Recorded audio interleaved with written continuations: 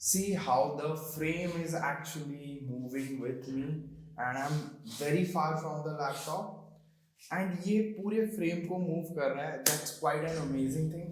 This is all because of that. सो ये जो laptop है ये 1.5 लाख रुपए का है. This is Asus ZenBook S14 OLED and भाई इसके लुक्स भी एकदम 1.5 लाख वाले ही हैं, बिल्कुल प्रीमियम. और एक चीज मैं सारे व्यूअर्स को बताना चाहूंगा, ये लैपटॉप मुझे Asus ने भेजा है, लेकिन कोई भी पैसा इन्वॉल्व नहीं है. मैं बस इसको जेन्युइनली रिव्यू करूंगा एंड रिटर्न कर दूंगा Asus को. सो तैयार हो जाओ अनबायस्ड रिव्यू के लिए. सेरालुमिनियम ये जो टर्म है थोड़ा सा पेचीदा है, बट मेरी अगर मानो तो इस टर्म को थोड़ा इग्नोर करो, क्योंकि ये इंपॉर्टेंट फैक्टर नहीं है. मतलब अगर आप फिर भी जानना चाहते हो ये है क्या, तो सिंपली मान लो एल्यूमिनियम के ऊपर एक हल्की सी कोटिंग की गई है सेरामिक की, जिससे फिंगरप्रिंट स्मजेस एंड स्क्रैचेस वगैरह इतनी इजीली नहीं लगते हैं. इसका जो लिड है बेसिकली वो ये सेरालुमिनियम से बना हुआ है. एंड इंपॉर्टेंट बात ये है कि ये एक्चुअली में काफी ज्यादा स्ट्रॉन्ग है. मतलब फ्लेक्स देखो लिड के ऊपर बिल्कुल नहीं है. एंड सेम चीज इसका जो कीबोर्ड वाला हिस्सा है उधर भी आपको फ्लेक्स एकदम ना के बराबर मिलती है. सो बिल्ड क्वालिटी में ये लैपटॉप काफी ज्यादा बढ़िया है. सो इस महंगे से लैपटॉप में आपको कौन कौन से पोर्ट्स मिल जाते हैं उसके बारे में बात करते हैं. इसमें आपको दो टाइप सी थंडरबोल्ट 4 पोर्ट मिल जाते हैं, एक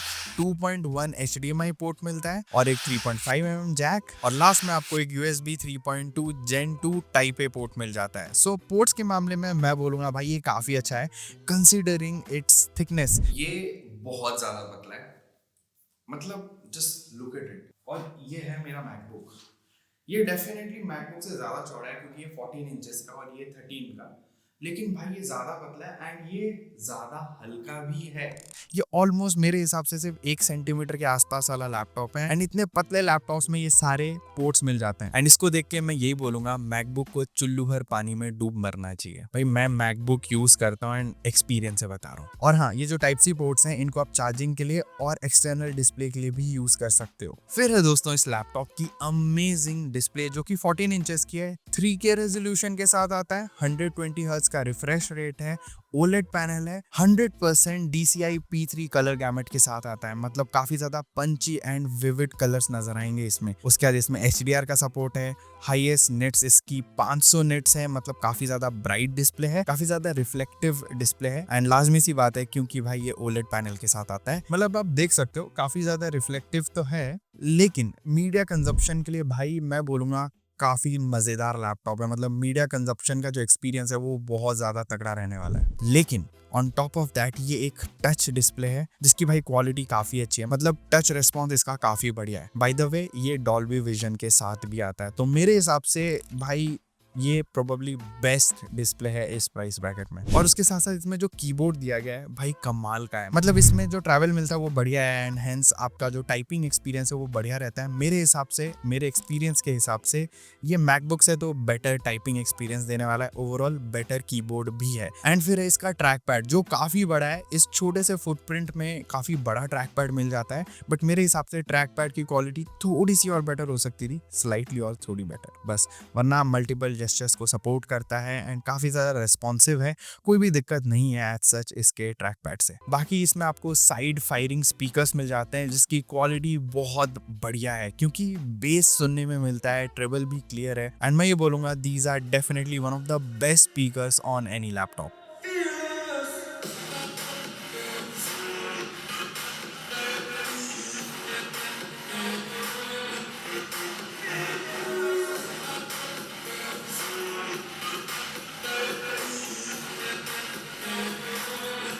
फॉर श्योर. फिर दोस्तों बात करते हैं वेबकैम के बारे में. जो 1080p वाला वेबकैम है, IR वेबकैम है, एंड इसकी जो सबसे अच्छी चीज है दैट इज फेस ट्रैकिंग. मुझे भाई कमाल की लगी. एक बार आप चेक करो इसका सैंपल, और वेबकैम का भी सैंपल आपको मिल जाएगा.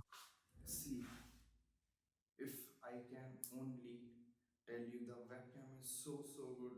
Okay, I hope.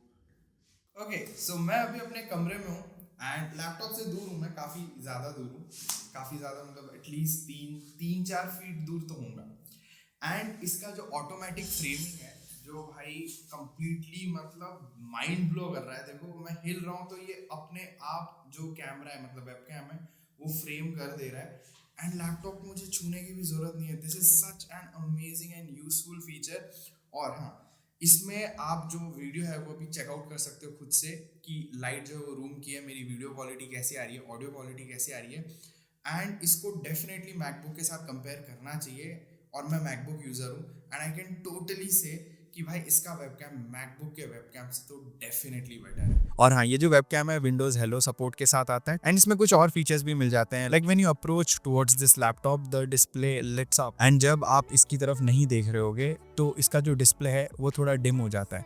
काफी ज्यादा बढ़िया लगा, ओवरऑल यूजर एक्सपीरियंस को डेफिनेटली एनहांस करता है। तो देखो ये सारी बातें तो ठीक है, लेकिन अभी स्पेक्स क्या मिल जाते हैं इसमें, क्योंकि भाई 1.5 लाख रुपए खर्च कर रहे हो तो स्पेक्स अच्छा लगता है जब सुनते हैं, क्योंकि सबको मालूम है कि भाई स्पेक्स तो तगड़े होंगे ही। सो मैं बता देता हूँ, इसमें आपको इंटेल कोर अल्ट्रा 7 सीपीयू मिलता है, सीरीज 2 वाला, मतलब 258V सीरीज।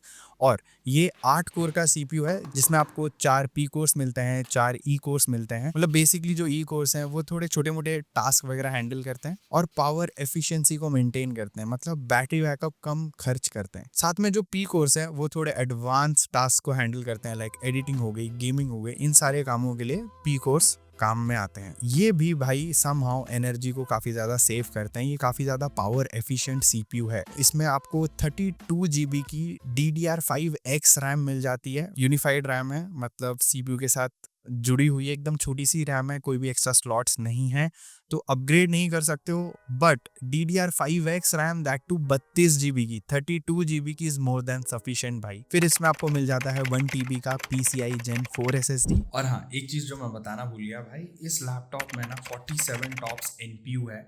मतलब जो AI के काम होते हैं ना वो काफ़ी ज़्यादा जल्दी हो जाएंगे। लाइक इमेज में से बैकग्राउंड हटाना या किसी इमेज में से टेक्स्ट जल्दी से चूज़ करना, या फिर आप फोटोशॉप वगैरह यूज़ कर रहे हो और उसमें आप चाहते हो कि जो फोटो है वो थोड़ा एक्सटेंड करो आप, मतलब समझ गए ना, जहाँ पे भी AI की रिक्वायरमेंट होती है डे टू डे टास्क में, वो काफ़ी जल्दी कर देगा ये लैपटॉप। और इसमें आपको मिलता है Wi-Fi 7, Bluetooth 5.4 plus 72 watt hour की बैटरी मिल जाती है, जो कितनी अच्छी है कितनी खराब है मैं बताता हूँ आपको। लेकिन उससे पहले मैं आपको बता दूं, इसमें आपको Intel Arc GPU मिल जाता है। इंटीग्रेटेड ग्राफिक कार्ड है 140V, 16 GB का इंटीग्रेटेड ग्राफिक कार्ड है।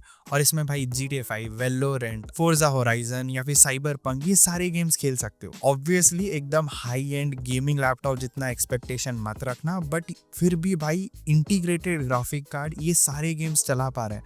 मैंने टेस्ट किया भाई GTA 5 and Valorant। GTA 5 very high preset पे खेल रहा था और most of the time 50-52 FPS मेरे को इजीली मिल गए इसमें। एंड Valorant की अगर मैं बात करूँ तो फुल HD सेटिंग पे मैंने खेला एंड उसमें मेरे को 120, 110, 140 FPS भी टच हुए हैं इस लैपटॉप में। तो देखो भाई, मैं बोलूंगा जहाँ पे भी ग्राफिक कार्ड की रिक्वायरमेंट होती है, इसका जो इंटीग्रेटेड ग्राफिक कार्ड है वो डेफिनेटली वो सारी रिक्वायरमेंट फुलफिल तो करता है। और इसमें आप 3D ब्लेंडर वगैरह या 3D मॉडलिंग वगैरह आराम से यूज कर सकते हो। बाकी मैंने कुछ बेंचमार्क्स रन किया, ऑब्वियस सी बात है वो तो करना ही था। तो उनके जितने भी स्कोर्स हैं वो आप देख सकते हो। पहले आप देख लो 3D मार्क का स्कोर एंड उसके बाद आप देख सकते हो सिनेबेंच का स्कोर, फिर गीक बेंच का स्कोर। मैंने एक चीज नोटिस की कि जो मल्टी कोर परफॉर्मेंस है ना वो थोड़ी इतनी तगड़ी नहीं है जितनी आप एक्सपेक्ट करोगे। बट ये एक पतला लैपटॉप है, मोस्टली प्रोफेशनल लैपटॉप है मैं बोलूँगा, लेकिन फिर भी ये सारी चीज़ें हैंडल कर सकता है। लाइक गेमिंग तो मैंने आपको बता ही दिया हैंडल कर सकता है, एडिटिंग भी ईजिली हैंडल कर सकता है भाई। 4K फुटेजेस मल्टीपल लेयर की ये आराम से हैंडल कर लेगा, इतनी कोई दिक्कत नहीं आती है इसमें। उसके साथ साथ कोडिंग हो, AI का काम हो, ML का काम हो, सारी चीज़ें लाइक डेटा एनालाइज करना है, हर चीज़ ये ईजिली हैंडल कर लेता है। तो देखो, मैं ये नहीं बोल रहा हूँ कि इससे बेटर एडिटिंग वाला लैपटॉप इससे कम प्राइस में आपको नहीं मिलने वाला है, मिल जाएगा। इससे बेटर गेमिंग लैपटॉप भी मिल जाएगा, बट ना ही ये एडिटिंग लैपटॉप है ना ही ये गेमिंग लैपटॉप है। मेरे हिसाब से ये एक ऑलराउंडर लैपटॉप है जिसमें ऑलमोस्ट हर चीज हो जाएगी। Gaming done, editing done, coding done, daily use done, office use done. And the cherry on top is in सब के बावजूद इसकी बैटरी बैकअप भाई कमाल है। मतलब मैं इतने दिनों से मैकबुक यूज कर रहा हूँ एंड एक चीज जो विंडोज लैपटॉप में बिल्कुल भी आसपास नहीं थी, that was the battery backup. भाई ये मेरे हिसाब से डेफिनेटली मैकबुक से तो बेटर बैटरी बैकअप देने वाला है। मैं बताता हूँ क्यों। मैंने इसको परफॉर्मेंस मोड में यूज किया एंड भाई 2 दिन में मैंने इसको एक बार चार्ज किया। ये इतना अच्छा है, मतलब भाई तगड़ी बैटरी बैकअप है और उसके साथ साथ फास्ट चार्जिंग है। मतलब 1 घंटे 20 मिनट में पूरा लैपटॉप फुल चार्ज हो जाता है। लैपटॉप तो ये 100% महंगा है, नो डाउट इन इट, लेकिन if you are willing to spend this much amount on a laptop, ये लैपटॉप वर्थ बाइंग है 1.5 लाख रुपए में। For sure. सो दोस्तों यही था पूरा रिव्यू। आई होप आप लोगों को रिव्यू पसंद आया होगा एंड अगर आप पहली बार चैनल पे आए हो kindly do subscribe, do hit that like button and अगर आपका फर्दर कोई भी सवाल है, सुझाव है, आप कमेंट कर सकते हो। आपके कमेंट का मैं रिप्लाई दे दूंगा। मैं मिलता हूं आपको अगले वीडियो में। Until then, over and out.